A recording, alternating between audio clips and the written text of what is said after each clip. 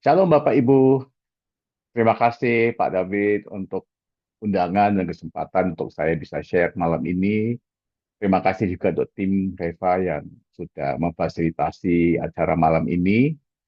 Eh, dan juga sekali lagi terima kasih Pak David, Bapak sudah mempersiapkan hati jemaat untuk menerima juga firman yang saya ingin bagikan pada malam ini ya. Jadi firman Tuhan yang ingin saya bagikan pada malam ini, saya kutip dari Yohanes pasal 11 ayat 38 sampai ayat 44. Tapi sebenarnya untuk memahami teks ini kita mesti melihat sesungguhnya seluruh daripada Yohanes 11, bahkan juga Yohanes pasal 10. Ya, tapi saya akan hanya singgung sedikit bagian-bagian tersebut. Saya akan fokuskan kepada Yohanes pasal 11, 38 sampai 44. Dan untuk merangkumi teks yang kita mau renungkan malam ini, saya memberikan satu judul, mukjizat. Mukjizat itu trailer kerajaan, itu bukan film yang lengkapnya.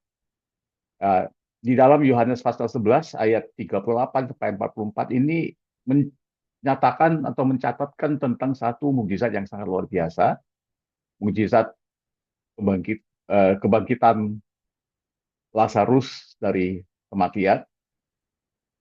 Dan judul khotbah ini mengajak kita supaya melihat keseluruhan dari maksud Allah untuk melakukan mukjizat. Bahwa tujuan Allah itu bukan hanya untuk mengadakan mukjizat, tujuan Allah itu bukan hanya untuk menjamah Lazarus atau untuk menguatkan keluarga Lazarus atau orang-orang yang men- menyaksikan mukjizat tersebut. Mukjizat itu bukan satu-satunya bukti bahwa Allah itu mengasihi kita. Karena lebih besar dari mukjizat adalah salib. Dan salib itu juga mengarahkan kita kepada apa yang lebih besar dari mukjizat, yaitu kerajaan. Kerajaan itu bukan tanda mukjizat.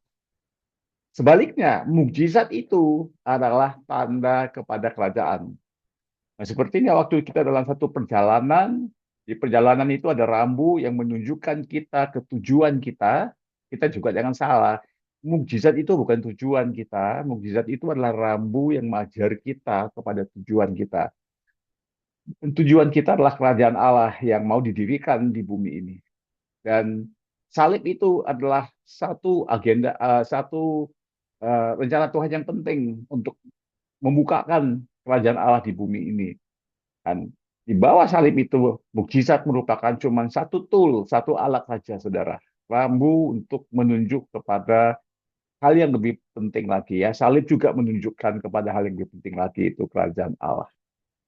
Judul khotbah kita malam ini, mukjizat itu trailer kerajaan, bukan film lengkapnya. Saya mau mengajak kita untuk menangkap apa film lengkapnya dari Yohanes pasal 11 ayat 38 dan 44. Nah, waktu saya membacakan teks ini, mari kita bertanya kepada Roh Kudus, apa film yang lengkapnya yang kita bacakan di sini ya. Mari kita lihat ayatnya.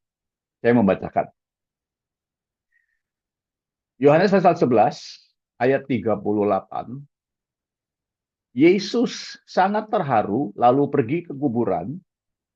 Kuburan itu adalah sebuah gua yang besar yang ditutup dengan batu besar. Sorry, gua yang ditutup dengan batu yang besar.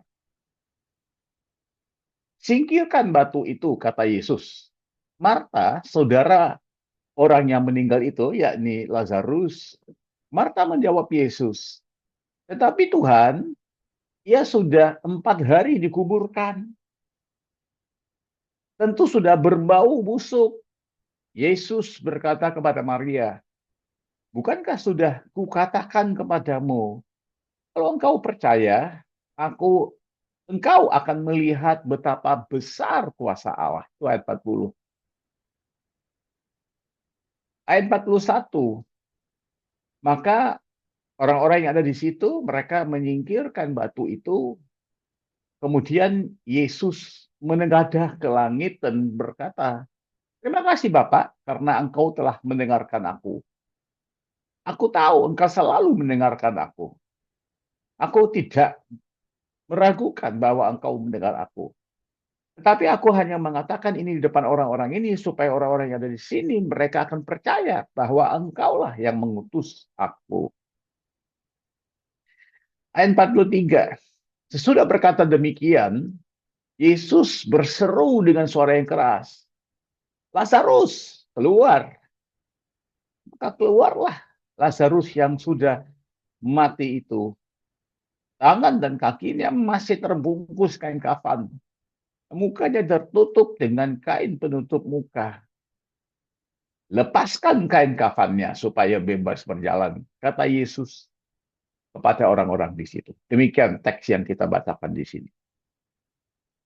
Mari kita memaknai Yohanes pasal 11 ayat 38 sampai 44. Saya menganggap Yohanes 11 38 sampai 44 ini merupakan satu cuplikan seperti trailer, Saudara ya. Yohanes merupakan satu Injil, yaitu di akhir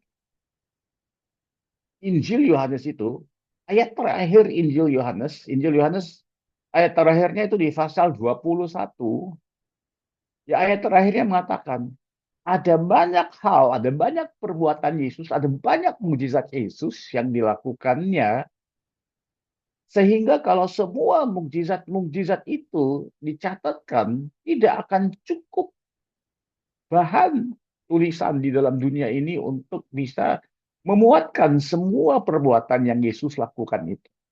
Nah, ini hal yang menarik karena walaupun penulis Injil ini mengatakan begitu banyak mukjizat yang dilakukan oleh Yesus, tapi yang direkamkan di dalam Injil Yohanes cuma ada 7 mukjizat saja. Lalu saya menangkap satu pengertian bahwa penulis Injil Yohanes ini tidak ingin untuk memberikan kepada kita satu gambaran segala mukjizat. Ini bukan satu Injil untuk menyatakan atau menyingkapkan mukjizat. Ya, penulis Injil ini mengakui bahwa mukjizat itu banyak terjadi. Tetapi dengan secara yang sangat terukur, dengan sangat intensional, sangat disengajakan, dia hanya memilih 7 mukjizat untuk dimasukkan ke dalam Injil Yohanes ini, untuk dicatatkan, direkamkan di situ.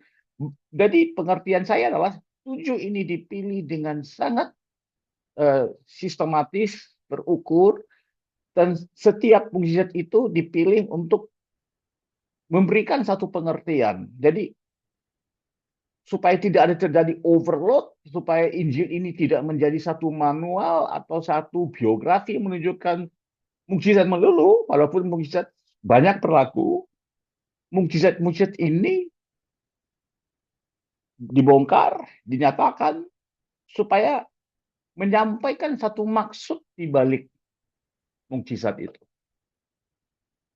Saya menganggap ini, memilih 7 mukjizat itu seperti memilih cuplikan untuk trailer ya.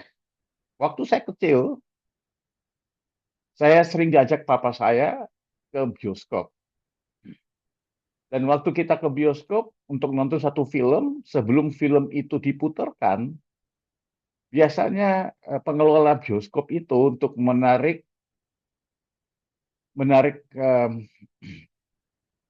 audiens untuk menonton film-film yang akan ditayangkan di masa depan nanti, lalu ditayangkan juga trailer-trailer film-film yang bakal nanti ditayangkan. Dan biasanya trailer-trailer itu akan diawali dengan kata-kata ini, coming soon, segera akan ditayangkan. Dan biasanya walau kita lihat trailer-trailer itu, kalau nonton trailer-trailer itu, waduh seru sekali kan, ya memang pantaslah kalau cuplikan atau bagian yang paling seru dalam film yang bakal ditayangkan di masa depan itu, ya bagian itulah yang diambil jadikan cuplikan supaya bisa memberikan eh, satu semangat ingin tahu untuk penontonnya untuk menontonkan film yang kemudiannya akan ditayangkan ya. Nah, sesudah itu ditayangkanlah film yang memang itu menjadi rencana semula kita untuk datang ke bioskop itu. Nah, setelah selesai menonton film yang 2 jam atau sekian lama itu, saya pulang, saya selalu bilang sama papa saya, waduh, Papa, ini film lumayan boring ya kita nontonnya yang 2-3 jam itu. Tapi yang trailer yang di sebelum film itu lebih exciting, Papa. Nah, lalu trailer itu menjanjikan bahwa ini nanti kalau kita nonton film yang sepenuhnya akan lebih exciting lagi dari film yang kita baru nonton. Tapi Bapak Ibu, seringkali kalau saya pergi menonton film yang dijanjikan dalam trailer itu, kalau kita lihat film lengkapnya, ternyata tidak seseru cuplikan yang kita lihat. Dan itu bukan sekali dua kali saya alami, itu berulang kali saya alami. Bahwa cuplikan itu seringkali menjanjikan jauh lebih banyak dari apa yang nanti akan disajikan di dalam film yang lengkap itu. Nah, begitu juga kalau kita hanya melihat Yohanes 11, 38, 44 itu sebagai satu trailer, lalu kita akan hanya menganggap bahwa pelayanan Yesus, tujuan Yesus datang ke bumi ini hanya untuk melakukan mukjizat. Dan mukjizat itu karena mukjizat itu memenuhi satu kebutuhan manusia, lalu ini akan menjadikan kebutuhan manusia itu menjadi pusat segalanya, dan mukjizat itu menjadi alatnya Tuhan untuk melayani manusia. Lalu yang menjadi pusat yang paling penting itu manusia. Manusia ini di tengah-tengah, Tuhan itu sebagai pelayan, sebagai budak, sebagai hamba yang memakai mukjizat untuk memenangkan hati manusia, untuk memenuhi manusia, kemauannya manusia, untuk menggembirakan manusia, sehingga lama-lama manusia itu punya satu ekspektasi bahwa miracle atau mukjizat itu menjadi haknya, menjadi warisannya, itu menjadi right untuk anak Tuhan itu menuntut harus selalu ada mukjizat, baru akan percaya bahwa Tuhan itu ada. Kalau mukjizat berlaku, Tuhan ada. Kalau mukjizat tidak berlaku, ya Tuhan nggak ada. Bapak Ibu, Yohanes 11, 38 sampai 44, kalau Anda hanya melihat Lazarus dibangkitkan dan menganggap bahwa itulah buktinya bahwa setiap kali ada orang punya masalah, apakah masalah keuangan atau masalah dalam tubuhnya atau bahkan orang sudah mati, kita harus kita harus berharap dan kita harus menuntut bahwa Tuhan bekerja di situ. Bapak Ibu, kalau kita nonton film sepenuhnya tentang kehidupan Lazarus, ternyata kebangkitan Lazarus di pasal 11 ayat 44 ayat 43 44 itu cuma trailer. Karena ujung-ujungnya Bapak Ibu, Lazarus ternyata mati lagi dia.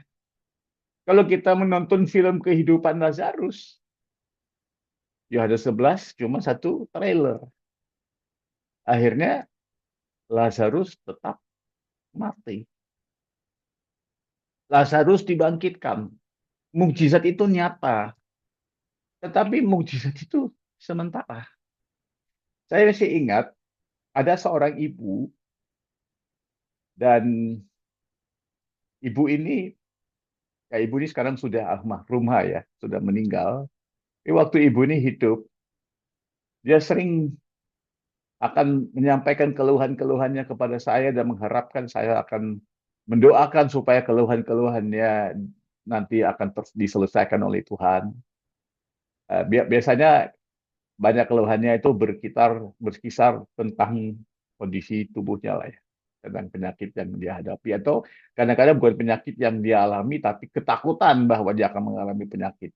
Nah, biasanya kalau dia punya appointment ke dokter hari Rabu, hari Senin dia akan telepon saya dan dia bilang, Bapak, besok hari Selasa, itu satu hari sebelum saya pergi ke dokter, Bapak jangan keluar dari rumah, Bapak mesti doa puasa untuk saya.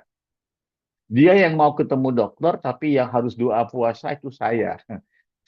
Ya mungkin juga dia juga Selasa juga puasa ya, karena Rebu kalau ke dokter dia akan tes darahnya. Tapi saya juga diajak doa puasa untuk dia. Lalu saya tanyain dia awalnya, kenapa saya harus doa puasa kalau setiap kali ibu mau ke dokter? Dia bilang, ya karena dokter kan terbatas. Dokter kan manusia yang terbatas yang mungkin tidak diurapi Tuhan. Nah, saya mau satu hamba Tuhan berdoa dulu hari Selasa, kasih tahu saya tuh punya masalah apa, Nanti saya waktu ke dokter, kalau dokter tidak menyingkapkan masalah itu, saya akan bertanya kepada dia di tes masalah itu. Jadi dia mau sorga juga memberikan kepada dia keterangan atau data, kemudian dia juga cari data dari medis. Lama-lama saya kasih tahu dia, Ibu, kalau kita terus-terus begini, saya doa dan Tuhan mendengari doa saya. Saya lama-lama sudah mati duluan. Ibu masih hidup dan keluarga ibu juga sudah mati semua. Ibu aja yang hidup. Karena manusia tidak akan hidup selama-lamanya. Dan mukjizat itu bukan satu bail out, bukan satu cara menyelamatkan manusia daripada menghadapi kenyataannya. Lazarus dibangkitkan, mukjizat itu nyata, tapi mukjizat itu bukan sesuatu yang final, Bapak Ibu.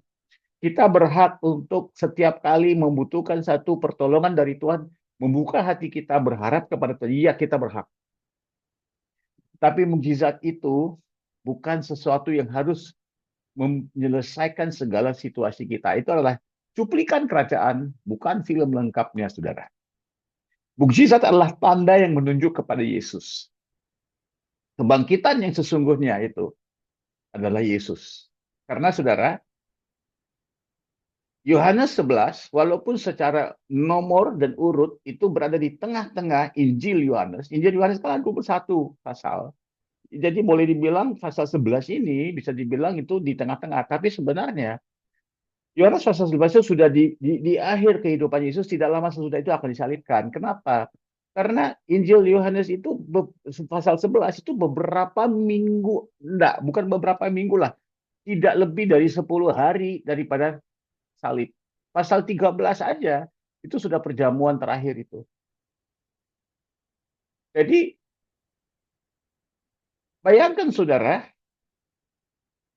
kebangkitan yang sebenarnya yang Tuhan ingin untuk berbicara kepada manusia itu bukan kebangkitan Lazarus, tapi kebangkitan Yesus yang bakal berlaku beberapa minggu kemudiannya. Yesus akan disalibkan dalam waktu 10 hari ya, itu estimasi saya. Kemudian 3 hari sudah itu akan dibangkitkan, kemudian 40 hari sudah itu akan naik ke sorga.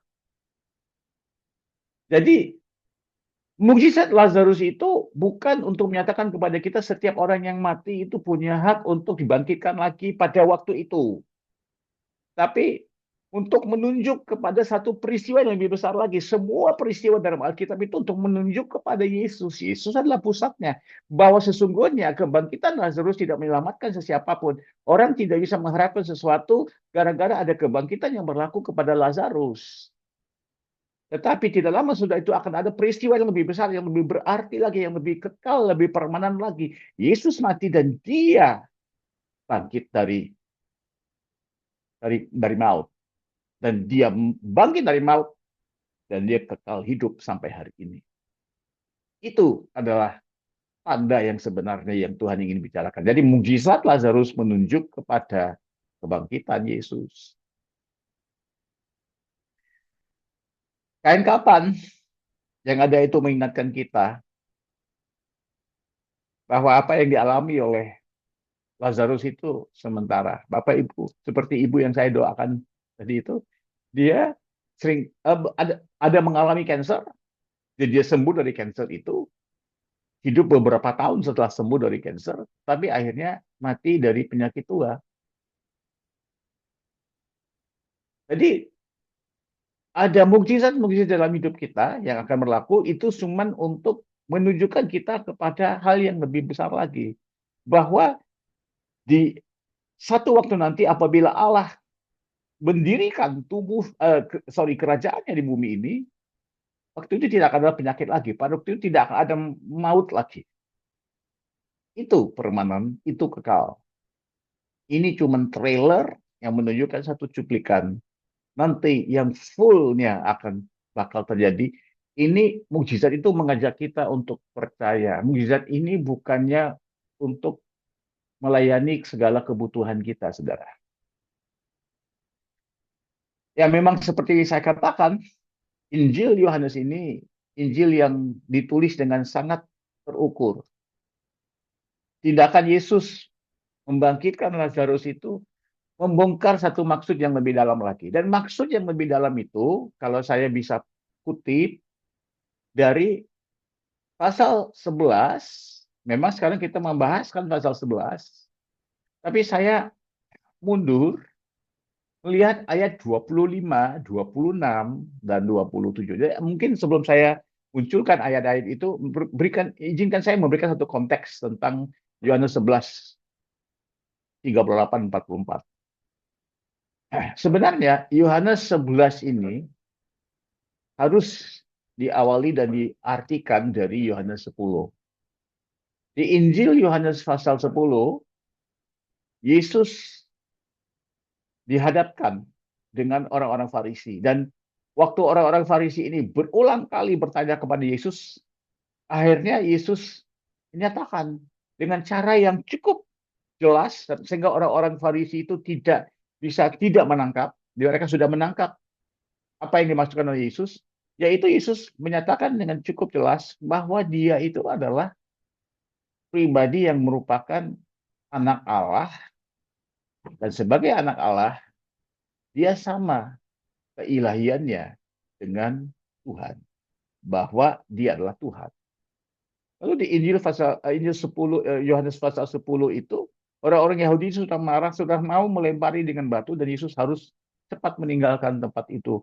Lalu dia keluar dari Yudea, dia menyingkir. Tidak lama sudah itu, masuklah kita ke Yohanes pasal 11. Di Yohanes pasal 11, Yesus dan rombongannya, murid-murid yang mendapat kabar, ada seorang pengikut Yesus bernama Lazarus yang sangat dikasihi oleh Yesus. Memang keluarga Lazarus, yaitu Lazarus bersama dengan dua saudara perempuannya, Marta dan Maria, itu mereka semua merupakan pengikut-pengikut tegar Yesus. Ya, bahwa Yesus dan rombongannya mendapat kabar bahwa pengikut Yesus yang sangat dikasihi oleh Yesus bernama Lazarus lagi sedang sakit. Dan Lazarus itu tempatnya itu tidak jauh dari Yerusalem, bahkan itu di satu suburb lah, bisa dibilang suburb pinggiran kota Yerusalem. Nah, agak bahaya untuk Yesus kembali ke Yerusalem pada waktu ini karena kondisi lagi panas tentang Yesus. Barusan di pasal 10 itu dia pernah berkonfrontasi dengan orang-orang Farisi, menyingkapkan siapa dirinya, bahwa dia adalah anak Allah, dia adalah Tuhan sendiri. Lalu waktu Yesus mendapat kabar Lazarus itu sakit, dan Maria dan Marta ingin supaya Yesus datang menengokin Lazarus, Yesus tidak dengan segera pergi. Dia memang sudah mau pergi. Sekali lagi ya, saya tekankan. Yesus sudah mau pergi menengokin Lazarus. Tapi Yesus tidak segera pergi. Dia malah seperti sengaja menunda-nundakan keberangkatannya. Bukan karena dia takut menghadapi kemungkinannya nanti keberadaannya di rumah Lazarus itu akan diketahui oleh orang-orang Farisi yang lagi mengincar dia. Bukan karena itu. Kelihatannya kalau kita membaca Yohanes 11 itu, Yesus sudah tahu apa yang Allah ingin dia lakukan, bahwa Allah ingin supaya Lazarus itu dibangkitkan dari maut. Nah, kalau Lazarus harus dibangkitkan dari maut, lalu belum waktunya untuk Yesus pergi sekarang, sedangkan Lazarus baru sakit, belum meninggal. Yesus bisa saja untuk menyembuhkan Lazarus. Maria dan Marta mengharapkan Yesus akan datang segera.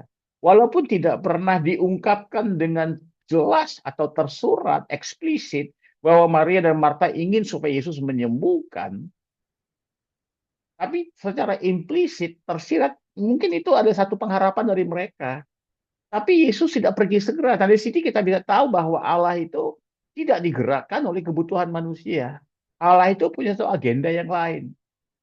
Bukannya Allah tidak mengasihi manusia, tetapi kalau Allah selalu bisa digerakkan oleh kebutuhan manusia, Allah itu sudah tidak jadi Allah lagi, saudara. Allah itu sudah tidak berdaulat lagi, saudara.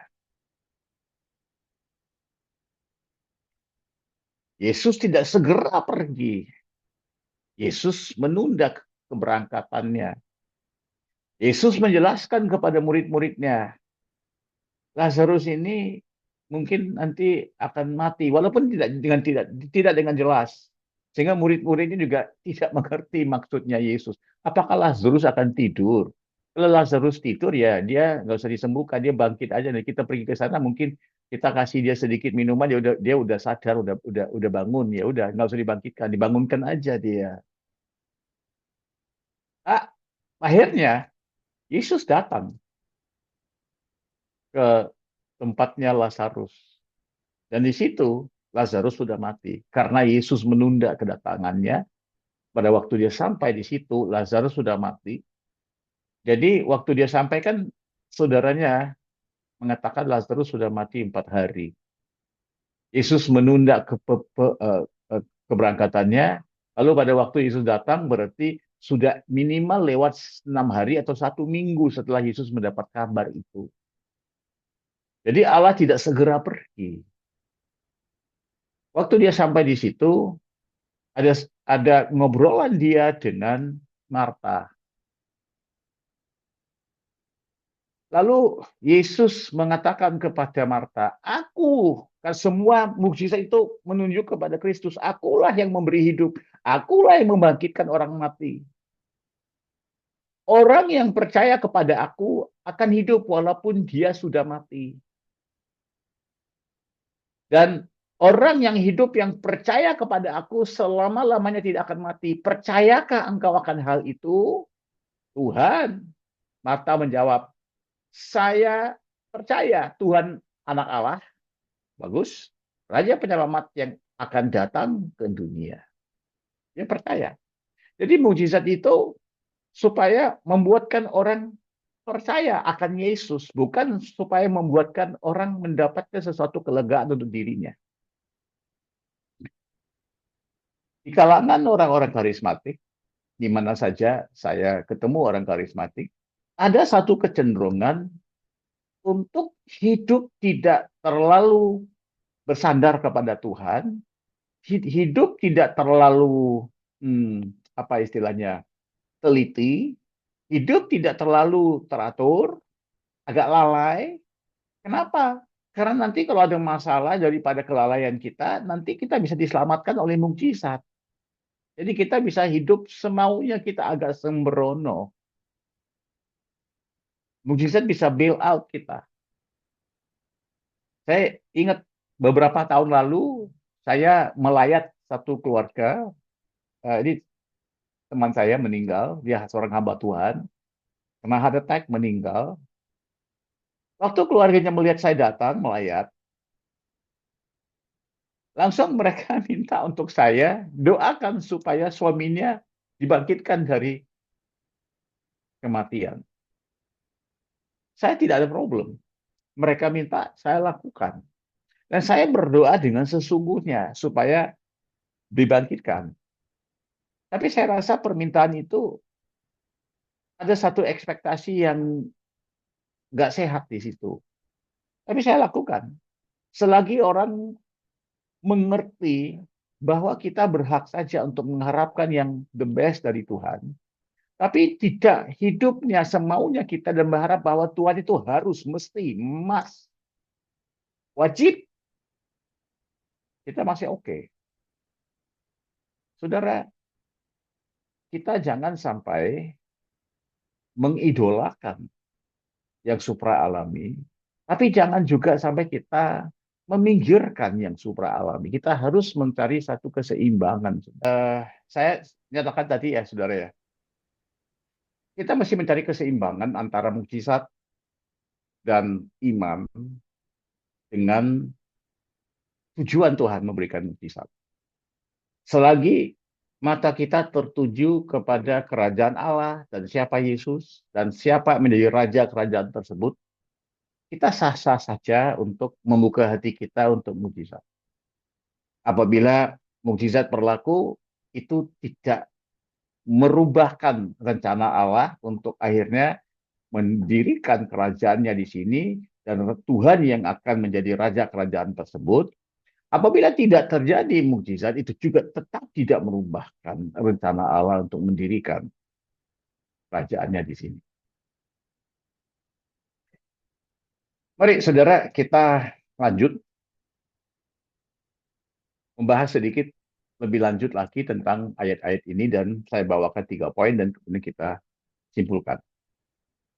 Saya ajak Bapak Ibu melihat kembali dalam Yohanes 11 ayat 38 sampai 40. 38, Yesus sangat terharu lalu pergi ke kuburan. Kuburan itu adalah sebuah gua yang ditutup dengan batu besar. Yesus berkata, singkirkan batu itu. Marta, saudaranya Lazarus mengatakan, Tuhan sudah 4 hari dikubur, tentu sudah berbau busuk. Yesus berkata kepada Marta, bukankah sudah kukatakan kepadamu, kalau engkau percaya, engkau akan melihat betapa besar kuasa Allah. Nah, saudara lihat di sini bahwa Tuhan lewat episode ini sedang mengajarkan kepada kita supaya memaknai dengan dewasa apa maksudnya Tuhan untuk melakukan satu mukjizat. Bahwasanya Lazarus kemudian bangkit, tapi tidak hidup selama-lamanya. Bahwasanya mukjizat ini hanya untuk menjadi bukti tentang kebangkitan yang akan bakal dialami oleh semua orang percaya. Bahwa mukjizat ini menyatakan siapa Yesus, Yesus sebagai raja kerajaan yang akan didirikan, Yesus sebagai anak Allah yang sesungguhnya, dan pada satu hari nanti pada waktu kerajaan Allah itu didirikan, tidak akan ada kebutuhan lagi untuk membangkitkan orang mati karena tidak akan ada kematian lagi. Lalu supaya tidak akan ada ekspektasi bahwa mukjizat itu menjadi haknya kita untuk menuntut dari Tuhan, sehingga Tuhan itu harus melayani kita dengan mukjizat. Lalu apa yang berlaku di sini, penulis Injil Yohanes itu ingin supaya kita memaknai peristiwa itu dengan cukup dewasa. Lalu saudara melihat di situ, Yesus sedang mengajak orang-orang di situ untuk mengenal siapa dia, bukan untuk mengejar mukjizat. Saya sambung. Ayat 41. Maka mereka menyingkirkan batu itu, kemudian Yesus menengadah ke langit dan berkata, terima kasih Bapak, karena engkau telah mendengarkan aku. Aku tahu engkau selalu mendengarkan aku, tetapi aku mengatakan ini untuk orang-orang yang ada di sini, supaya mereka percaya bahwa engkaulah yang mengutus aku. Bapak Ibu harus melihat di sini, bahwa sebenarnya daripada awal pasal 11 lagi, Yesus sudah tahu apa yang Tuhan ingin lakukan lewat peristiwa Lazarus jatuh sakit. Karena itulah Yesus mengatur perjalanannya sedemikian rupa. Pada awalnya waktu Yesus ingin pergi menengokin Lazarus, murid-muridnya melarang dia untuk pergi. Kata mereka kepada Yesus, jangan pergi karena kan orang-orang Yahudi sedang menunggu, mencari engkau. Kalau engkau pergi ke situ, mereka melihat engkau, mereka akan menangkapmu. Dan jawaban Yesus kepada mereka adalah orang yang jalan dalam terang, dia tahu apa yang dia sedang lakukan. Hanya orang yang jalan dalam kegelapan, dia yang akan tersandung.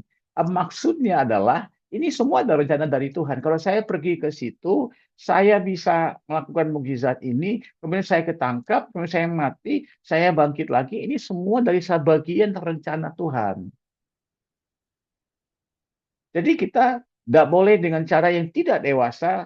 Setiap kali ada orang meninggal, kita oke mau berdoa nggak apa-apa. Tapi lama-lama kan orang yang melihat itu, orang-orang yang lain yang melihat itu merasakan kok orang Kristen itu kan agak aneh. Setiap kali orang mati mengharapkan bahwa dia harus dibangkitkan. Setiap kali ada orang sakit, dia harus disembuhkan. Nah ini Bapak Ibu agak sulit ya menerima pengajaran ini. Kenapa? Karena ada orang imannya itu sebenarnya adalah pemikiran positif. Dia tidak bisa melihat sesuatu yang tidak sesuai dengan pemikiran positif. Yaitu orang yang punya iman, imannya itu tidak iman yang tangguh, di mana dia berdoa, ada orang yang sembuh, tapi ada orang lain yang tidak sembuh. Dia tidak bisa menerima kedua-dua situasi seperti itu. Dia hanya imannya bisa berjalan kalau selalu dia melihat hasil daripada apa yang dilakukan. Itulah yang saya malah katakan tadi, supaya dimaknai dengan dewasa. Secara pribadi, dalam keluarga saya satu-satunya orang karismatik. yang lain injili, yang setengah percaya kepada supra alami, setengah tidak. Kalau saya orang karismatik yang sangat terbuka kepada yang supra alami. Tetapi saya punya pemikiran bahwa yang supra alami itu bukan tujuan Tuhan. Yang tujuan Tuhan itu adalah untuk memuliakan Yesus dan mendirikan kerajaannya. Jadi dalam keluarga saya yang mereka sering meragukan doktrin orang karismatik, saya harus berhati-hati. Jadi kebiasaan dari keluarga saya, keluarga besar saya itu melihat saya itu sebagai orang karismatik, lalu langsung dicap sebagai orang yang ya doktrinnya kurang. Nah, saya nggak apa-apa untuk hal itu. Tetapi namun demikian, dalam keluarga saya kalau mereka sudah punya masalah, lalu oke, coba kita cari orang karismatik ini, coba kita lihat apa yang bisa dilakukan. Jadi ada satu hal yang saya masih ingat pada tahun 1997, ada satu dari sepupu saya yang kena cancer. Di bagian keluarga mama saya itu banyak yang kena cancer ya. Ya. Jadi salah satu kena cancer itu ada sepupu saya yang 3 tahun di atas usia saya, ya 3 tahun di atas saya. Dia kena cancer pada waktu itu sudah stadium keempat. Bahkan dokter sudah mengatakan dia 3 minggu lagi akan meninggal. 3-4 minggu lah, kasih dia paling 1 bulan lagi sudah nggak ada lah. Lalu dalam kondisi seperti itu dan sudah dirawat segala macam, sudah dokter sudah angkat tangan, lalu mereka bilang nggak ada salahnya kalau kita coba dia. Jadi saya adalah opsi terakhir. Nggak apa-apa. Dan saya juga dengan rasa tertekan kalau saya pergi dalam kondisi seperti ini mendoakan dia sudah stadium keempat, ada dari sisi probabilitas sangat tinggi bahwa dia akan meninggal. Tapi saya tetap pergi, walaupun nanti ada resiko tidak ada hasil seperti diharapkan, mungkin nanti saya lagi akan di apa dikatain lagi ya. Tapi nggak apa-apa, saya pergi. Dan saya masih ingat waktu tahun 1997 itu saya pergi mengunjungi dia. Sepupu saya yang 3 tahun di atas saya, dia tingginya 1,8, biasanya berat badannya 90 kilo. Waktu saya ketemu dia, ya mungkin 45 kilo. Satu kamar pribadinya dia kecil sekali, badannya sudah kurus, sudah kering di atas ranjang. Kamar yang agak gelap. Lalu ada beberapa keluarga yang lain datang, dan mereka bilang, oke, dalam bahasa Inggris mereka ngomong ke saya, do whatever you charismatics do your thing. Lakukan apa yang orang-orang karismatik lakukan, lakukan apa yang kamu biasa lakukan. Nah, saya hanya tahu ya berdoa dalam nama Yesus. Nah, mereka juga tanya sama saya, butuh lilin atau apa? Saya bilang, enggak usah belum lilin, kenapa butuh lilin kan? Kalau mau butuh lampu ya dipasangin aja lampu di sini. Butuh lilin. Jadi karena mereka merasa ya doa begini kan pasti ada butuh ritual. Lalu mereka tanya, Anda nggak butuh apa-apa? Pasti untuk mendoakan begitu butuh sesuatu karena butuh satu aksesoris. Wah, ternyata mereka lebih religius dari saya kan harus butuh sesuatu. Nah, saya bilang oke lah, akhirnya kasih saya minyak lah. Mereka tanya saya ada minyak apa? Wah, ada minyak zaitun nggak? Nggak ada minyak zaitun. Kalau nggak ada minyak zaitun ya kasih minyak masak apa aja lah. Nah, bukan saya butuh minyak, bukan Tuhan butuh minyak untuk penyembuhan, tapi karena itu ekspektasi mereka ya untuk uh, melakukan sesuai dengan ekspektasi mereka, saya bilang kasih minyak. Oke, kita doa dalam nama Yesus sembuh, selesai. Dalam tidak sampai 3 detik sudah selesai. Saya bilang itu aja. Lalu mereka bilang cuman begitu. Mereka mengharapkan sesuatu yang luar biasa terjadi. Ternyata mereka sangat kecewa dengan tiga detik sudah selesai. Tapi saya juga merasa melihat kekecewaan mereka, saya juga merasa kecewa dengan diri saya. Mau apa lagi? Mau berdoa lebih lama lagi? Nggak usah kan? Menurut saya, udah saya pergi. Itu tahun 1997. Sekarang 2025. Sepupu saya masih hidup. Sekarang tinggal di Vietnam. Hidup, sehat, udah menikah.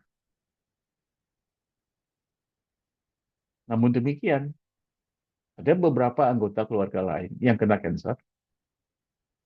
Saya diminta untuk mendoakan mereka. Tapi tidak semua mendapat mukjizat itu. Kalau saya diminta mendoakan lagi, ya saya mau.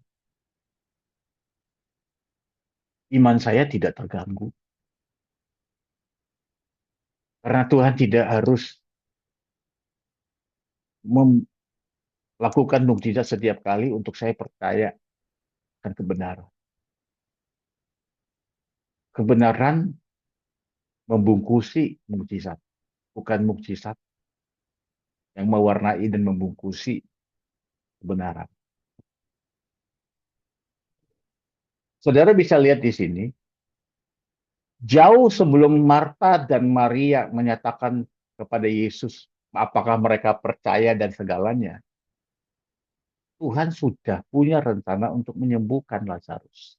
Bukan menyembuhkan, membangkitkan Lazarus. Jadi jangan sampai orang mengatakan, oh Lazarus itu bangkit karena Maria dan Marta itu percaya. Tuhan, Yesus sudah tahu jauh hari dia bilang kan di sini. Aku lakukan ini bukan karena aku meragukan. Aku udah tahu pasti akan dibangkitkan orang ini. Aku tidak perlu sesiapapun percaya untuk dia dibangkitkan. Ya, aku tidak perlu minyak masak atau lilin atau ritual untuk orang disembuhkan.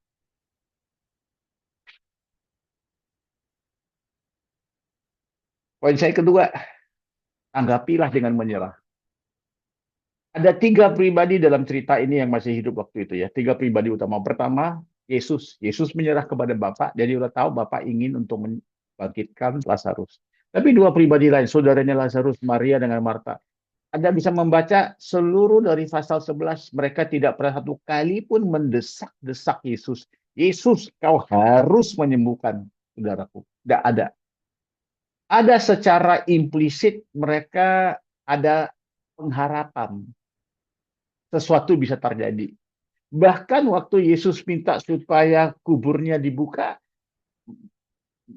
Marta bilang jangan, nggak usah, udah bau busuk, nggak usah. Jadi seperti dia tidak punya ekspektasi saudaranya akan dibangkitkan. Maka karena itu Yesus mengatakan, kau percaya aja.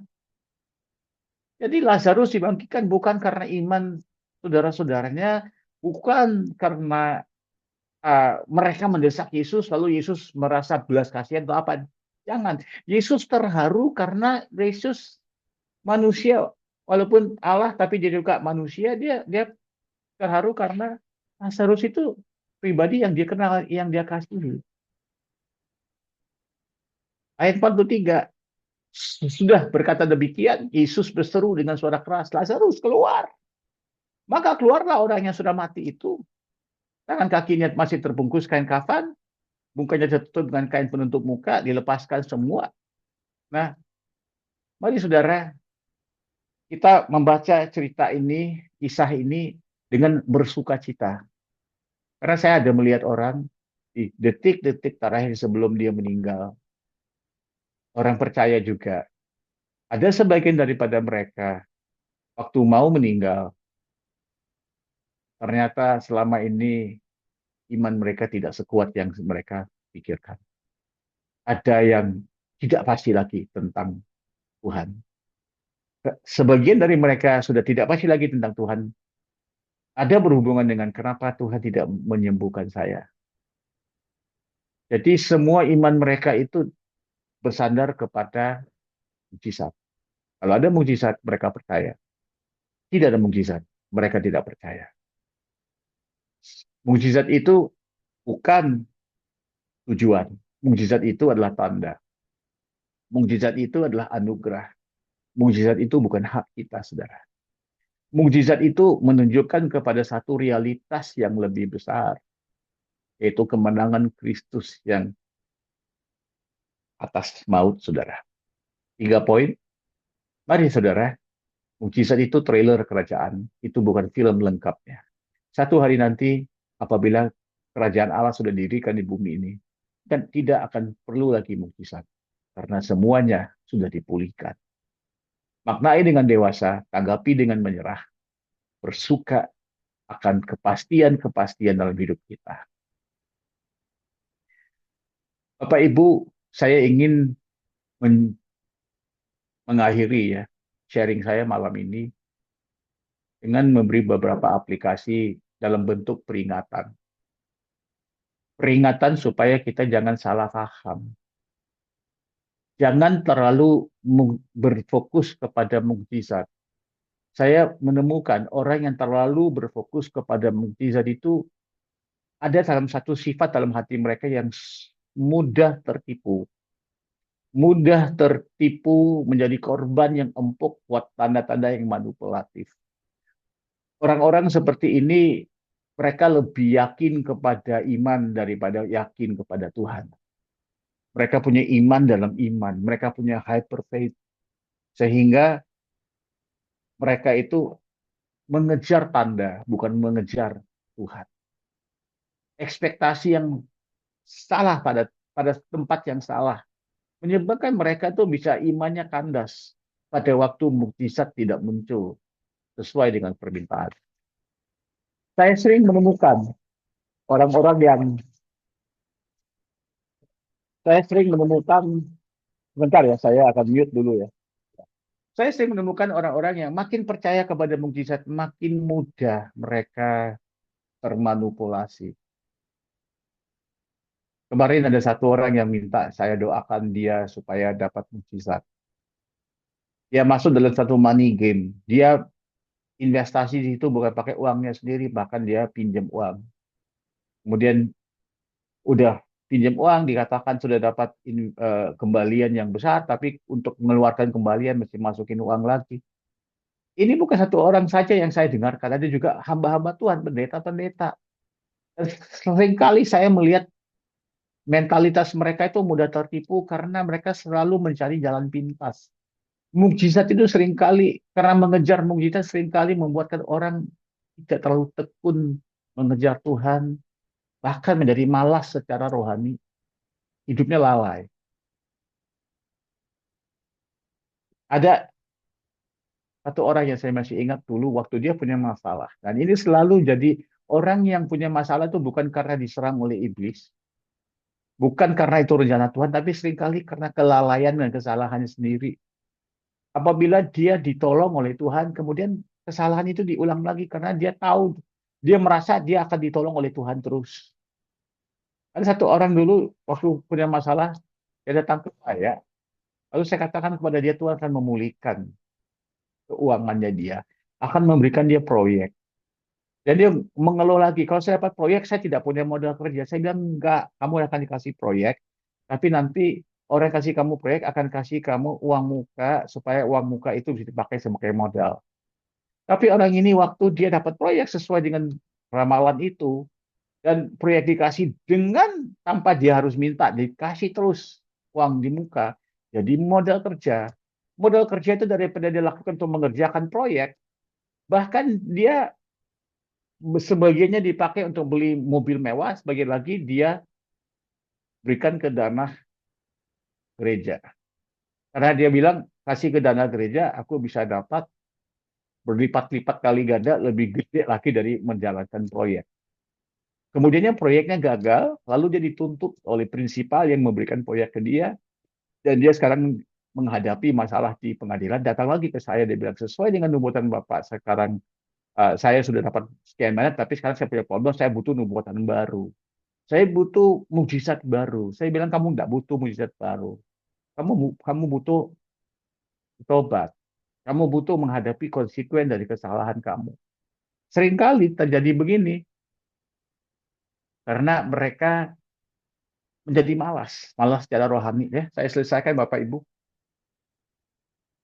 Apa kesimpulannya? Jangan kita meremehkan mukjizat. Sebentar lagi Bapak Ibu saya akan mendoakan untuk beberapa daripada Anda. Saya akan membukakan hati saya untuk berdoa untuk Anda, untuk mengharapkan yang terbaik untuk Anda. Kenapa? Karena saya tidak pernah meremehkan mukjizat. Tapi saya juga tidak pernah mengejarkannya. Kita tahu Roh Kudus ada dalam diri kita melihat dari kisah para rasul, gereja mula-mula itu selalu terbuka kepada mukjizat. Tetapi gereja mula-mula itu tidak menjadi malas rohani gara-gara mukjizat. Mukjizat adalah tanda, gambaran awal. Dia bukan pesta terakhir atau pesta mutlak. Harapan kita yang pasti pada Yesus dan harapan kita yang pasti pada kerajaan Allah yang bakal didirikan satu hari nanti. Kapan kita tidak tahu. Harapan kita pasti, tapi tidak berarti kita selalu akan melihat mukjizat sekarang. Tapi gara-gara itu jangan pernah tutupkan hatimu untuk pekerjaan Tuhan. Di dalam Kristus kita akan hidup dalam kerajaan Tuhan satu hari nanti di mana Di sini dikatakan mukjizat itu menjadi hal yang biasa, bahkan saya mengatakan satu hari nanti mukjizat tidak akan diperlukan lagi karena maut maut itu sudah dimatikan dan setiap air mata akan dihapuskan. Tapi waktunya belum tiba. Sampai saat itu tiba, percayalah, berjalanlah dengan tekun. Jangan fokus kepada cuplikan, trailer. Melainkan kita melihat gambar penuhnya, saudara. Mari kita berdoa, Bapak Ibu.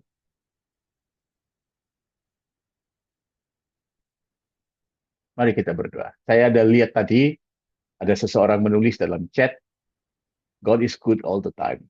And all the time God is good. Apabila kita mengalami mukjizat, Tuhan itu baik. Apabila kita tidak menerima mukjizat, Tuhan tidak berubah, dia masih baik. Kenapa Tuhan tidak memberikan mukjizat pada saat itu? Karena Tuhan yang baik mempunyai sesuatu yang lebih baik dari mukjizat pada waktu itu. Kalau tidak menerima sesuatu mukjizat, Tuhan punya sesuatu yang lebih baik. Satu pelajaran yang kita bisa ambil dari pengalaman orang bernama Ayub dalam perjanjian lama, sepanjang pengalaman-pengalaman dan penderitaan Ayub, bahkan pada waktu dia dipulihkan, Tuhan tidak berubah, Tuhan tetap baik. Walaupun kita tidak bisa mengertikan apakah kebaikan Tuhan di balik ketiadaan satu pertolongan atau ketiadaan satu mukjizat. Walaupun kita tidak bisa mengerti apakah kebaikan Tuhan kalau kita harus melewati satu kesulitan, tapi kalau kita berpegang kepada Tuhan, kita akan mengenal Allah itu baik. Dan mukjizat bukan satu-satunya cara untuk membuktikan Allah itu baik. Mukjizat itu adalah alatnya Tuhan. Tuhan tidak terikat dengan mukjizat. Mukjizat adalah alatnya Tuhan. Mari Bapak Ibu kita membukakan hati kita. Tuhan, hamba berdoa untuk semua yang sudah mengikuti acara malam ini, pengajaran ini, di mana hamba kurang jelas, Engkau yang jelaskan. Di mana hamba sudah berhenti berbicara, Engkau yang terus beracara ya Tuhan, di tengah-tengah umat-Mu. Hamba ingin berdoa Tuhan, apapun kebutuhan setiap anak-anak-Mu yang hadir pada malam hari ini. Karena Engkau adalah yang baik, dan Engkaulah saja yang tahu yang terbaik untuk mereka itu seperti apa bentuknya. Kami tetap membuka hati kami punya ekspektasi sebagai anak-anak-Mu untuk menerima yang terbaik. Bisa saja itu dari satu mukjizat. Tapi kami tidak pernah akan hidup secara lalai, secara malas, secara naif, secara liar. Dan kami juga tidak pernah akan bohong-bohong tentang pengalaman hidup kami. Kami akan hidup di dalam terang, kami akan berpegang kepada kebenaran, berpegang pada pribadi yang bernama Roh Kudus, Yesus. Bapak berdoa setiap ada di sini, ada yang perlu pertolongan-Mu, kami dengan yakin mengharapkan akan ada pertolongan. Itu dalam hidup hamba. Kami bersyukur Tuhan Yesus, kami bersyukur sekali Tuhan Yesus. Ada urapan-Mu malam hari ini untuk menjamah hati anak-anak-Mu ini. Hamba ingin berdoa untuk mereka yang membutuhkan jamahan-Mu malam ini Tuhan.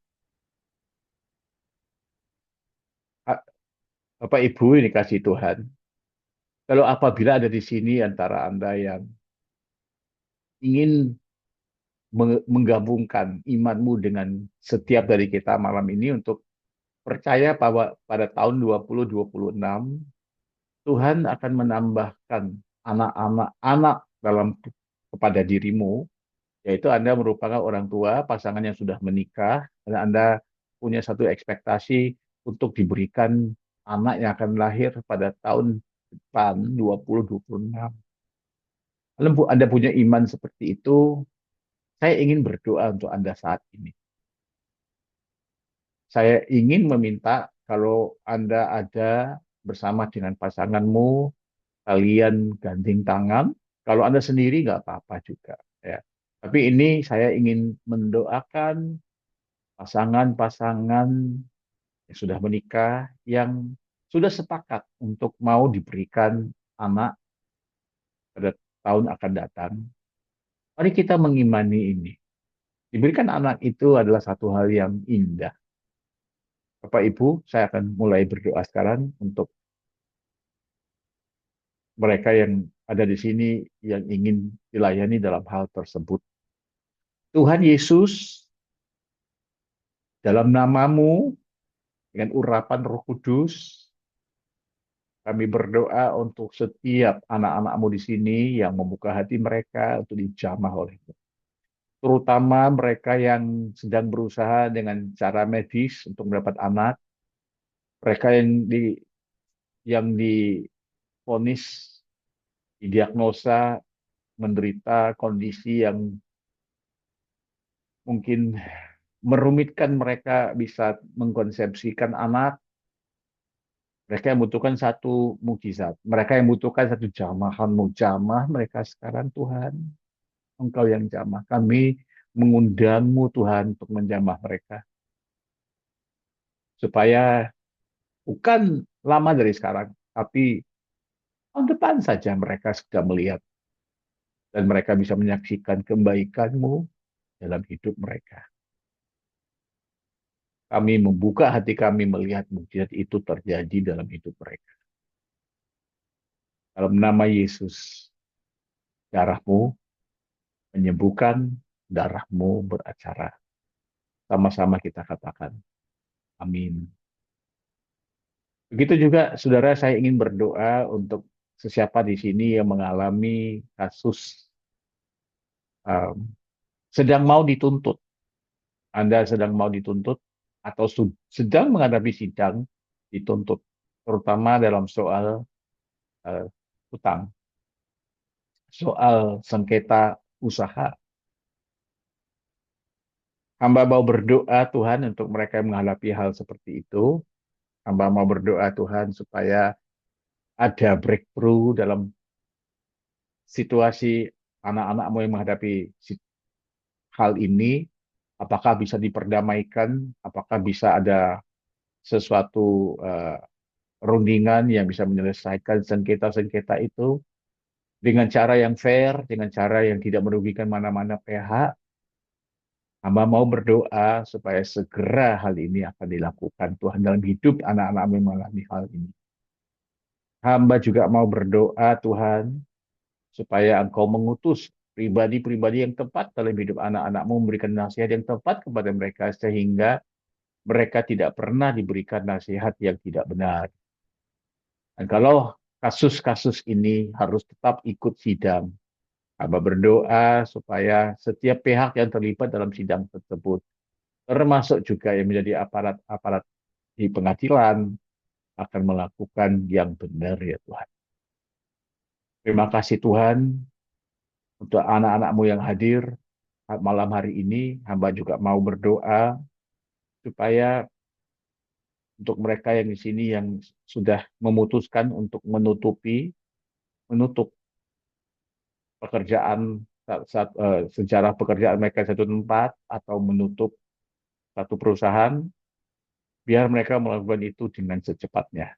Kalau terjadi kendala untuk mereka menutup itu, biar mereka tidak mengalami kendala itu lagi, supaya itu bisa dilakukan dengan segera, tidak lebih dari 3 bulan dari sekarang. Kemudian pada tahun depan, dengan segera mereka bisa memulai mengawali sesuatu aktivitas baru ya Tuhan. Di dalam nama Yesus kami juga berdoa untuk orang-orang tersebut.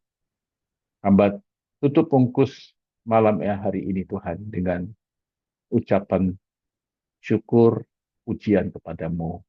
Di dalam nama Yesus, Bapak Ibu yang dikasihi Tuhan, mari sama-sama kita katakan, Amin.